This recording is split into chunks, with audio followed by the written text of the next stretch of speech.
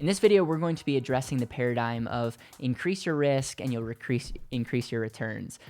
This gets thrown out a lot of like, oh, all you got to do is just be more riskier or take more risk, and you'll get a greater yield or greater rate of return for your money. And this always has kind of rubbed me the wrong way because there are risk assessments that people will take when it comes to analyzing their investments, and essentially, if the more risk that you're willing to take, the greater rate of return you'll make in the market versus the less risk you are willing to take, the less rate of return you'll make in the market. And while I can understand when it comes to things like indexes and the stock market, where you can understand that because of putting your money in equities versus a bond portfolio, like I understand that concept. This phrase gets thrown out a lot. And really, we as investors, we as people that want to be intentional with our money, need to challenge that and say, why? Like, what is the definition of risk? Why is this thing the way it is? And we have to ask ourselves, are successful people, do they think the same way?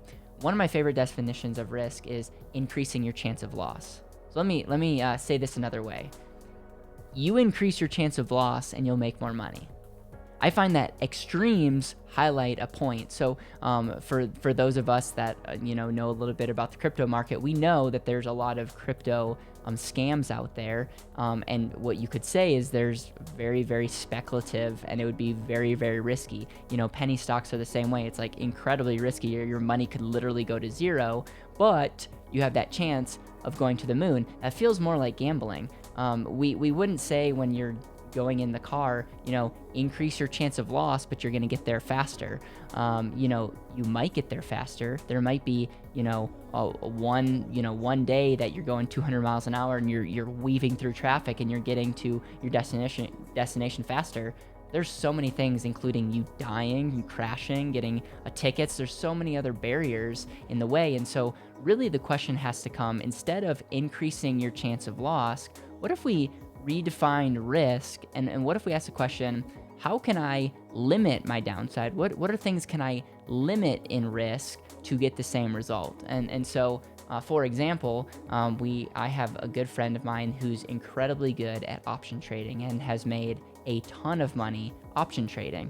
And so for him, doing things what some people would call day trading or trading options is not risky because he's a professional at it and he's able to make a great rate of return. Does that mean that you should go trade options? Does that mean that everyone should learn how to trade options? Not if you're not willing to put in the time to learn. The same thing goes with real estate. I find that a lot of people will read Robert Kiyosaki's books and say, okay, I want to be financially free. I'm just going to go buy real estate and money's going to start flowing in. And there's maybe nothing wrong with that, but there might be a difference between me, who can't swing a hammer, versus somebody else that knows the game, that has done it once before and is working with professionals and understands contractors. It's like, what's more riskier? We both go into a same deal. This other person could maybe take a deal and make it extremely profitable, where I could lose money. And it's not necessarily the house, it's not necessarily the asset, it's not necessarily the option contract. It's the specialized knowledge that goes along with that. And so the purpose of this video is forego the knowledge of increasing risk and you get a greater rate of return. We're very much discounting the specialized knowledge that needs to happen as it relates to becoming wealthy, becoming financially free. And instead of ask the question, what specialized knowledge or who do I need to know or be connected to that can limit the risk and give me more upside by taking away some of the risk?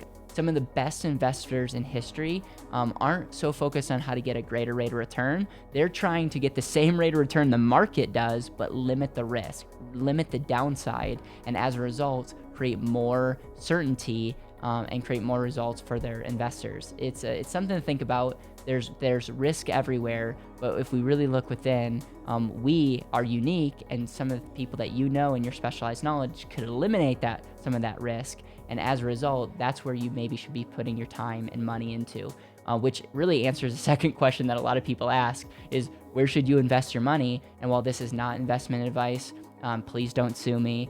You can leave me nasty comments down and below if you disagree with what I'm saying. But I would just take a look at yourself and look at, where do you find a lot of fulfillment? Where do you have specialized knowledge? Do you know people that have that specialized knowledge? And where can you invest your time and money to get a yield, get a result that you want, and by your specialized knowledge or your connections and network, limit the downside? If you can find something like that, you will get momentum and you will find yourself getting better results than the average investor that's just going on, taking a risk assessment, and then whatever the test tells them, they're just going to put their money and really outsource their wealth building.